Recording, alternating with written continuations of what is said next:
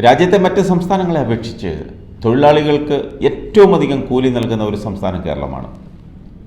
കേരളത്തിലെ തൊഴിലാളികൾക്ക് ശരാശരി ദിവസക്കൂലിയായി 1000 രൂപ കിട്ടുമ്പോൾ ഗുജറാത്തിൽ 323 രൂപയും UP-യിൽ 352 രൂപയുമാണ് കിട്ടുന്നത്. തമിഴ്നാട്ടിലാണ് തമ്മിൽ ഭേദം, 500 രൂപ വരെ കിട്ടും. ഏറ്റവും കുറവ് കൂലി ലഭിക്കുന്ന സംസ്ഥാനങ്ങളായ മധ്യപ്രദേശിൽ 278ഉം ത്രിപുരയിൽ 286ഉമാണ് കിട്ടുന്നത്. നിർമ്മാണ മേഖലയിലെ പുരുഷ തൊഴിലാളികൾക്ക് ലഭിക്കുന്ന വേതനം സംബന്ധിച്ച് കേന്ദ്ര തൊഴിൽ മന്ത്രാലയം തയ്യാറാക്കിയ 2022-23 വർഷത്തെ കണക്കുകളിലാണ് ഇത് സൂചിപ്പിക്കുന്നത്.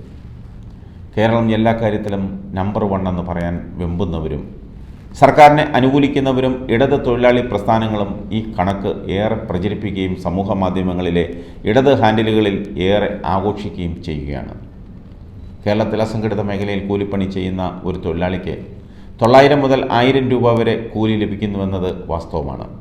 ഇത്തരം ജോലികൾ ഇപ്പോൾ ഏറെയും അന്യസംസ്ഥാന തൊഴിലാളികൾ ഏറ്റെടുത്തതോടെ നാട്ടിലെ തൊഴിലാളികൾക്ക് കൃത്യമായി ജോലി ലഭിക്കാത്ത സ്ഥിതിയുമുണ്ട്. മറ്റ് സംസ്ഥാനങ്ങളെ അപേക്ഷിച്ച് കേരളത്തിൽ കൂലി കൂടുതൽ ലഭിക്കുന്നുവെങ്കിലും ജീവിത ചെലവ് കണക്കാക്കിയാൽ ഏറ്റവും കൂടുതൽ കേരളത്തിലാണെന്ന യാഥാർത്ഥ്യം കൂലി കൂടുതൽ ആഘോഷിക്കുന്ന ആളുകൾ ശ്രദ്ധിച്ചിട്ടുണ്ടോ എന്നറിയില്ല.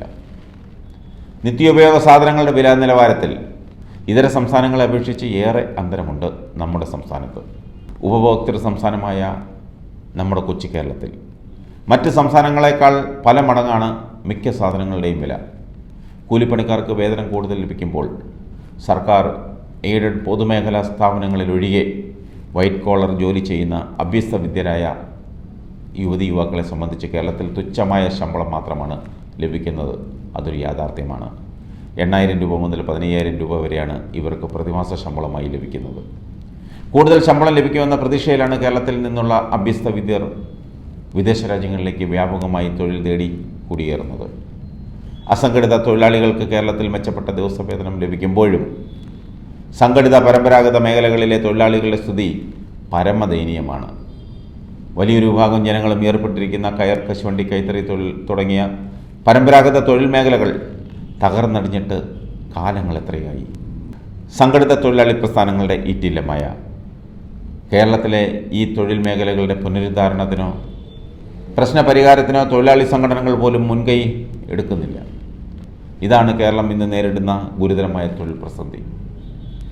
തൊഴിലാളി പ്രസ്ഥാനങ്ങളും ഇടതുപക്ഷ രാഷ്ട്രീയവും കേരളത്തിൽ വളർന്ന് വേരോടിയത് പരമ്പരാഗത തൊഴിൽ മേഖലയിൽ പണിയെടുത്തിരുന്ന ലക്ഷക്കണക്കിന് പാവപ്പെട്ട തൊഴിലാളികളിലൂടെയാണെന്നതുപോലും ഇന്ന് സൗകര്യപൂർവ്വം വിസ്മരിക്കപ്പെടുമ്പോൾ കോർപ്പറേറ്റ് വൽക്കരണത്തിൻ്റെ പിടിയിലാണെന്ന് ഇടത് പാർട്ടികൾ പോലും എന്നത് കൗതുകവും ഒപ്പം ആശങ്കയും ജനിപ്പിക്കുന്നു.